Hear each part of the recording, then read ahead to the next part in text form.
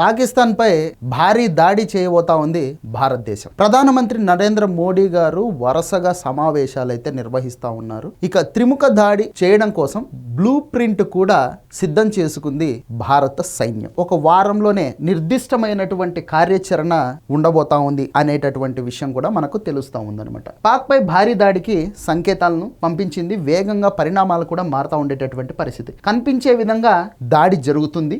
Arabia సముద్రంలో already Indian navy మొత్తం వాళ్ళకు కావాల్సినటువంటి అరేంజ్మెంట్స్ అన్ని చేసుకోవడం జరిగింది. వాళ్ళు సిద్ధంగా కూడా ఉన్నారు. ఎల్ఓసి సమీపంలో యుద్ధ విమానాలు సరిహద్దు వెంబడి డిఫెన్స్ వాళ్ళు ఎయిర్ డిఫెన్స్ వాళ్ళు కూడా మోహరించడం జరిగిందనమాట. పెద్ద ఎత్తున ఆర్మీ కదలికలు. రష్యా నుంచి ఇంగ్లాయస్ క్షిపణులని కూడా ఇండియా కొనుగోలు చేయడం జరిగింది. పంజాబ్లో ఇద్దరు పాకిస్తాన్ గూఢాచారులను కూడా పట్టుకొని జైల్లో తోయడం జరిగింది భారత ప్రభుత్వం.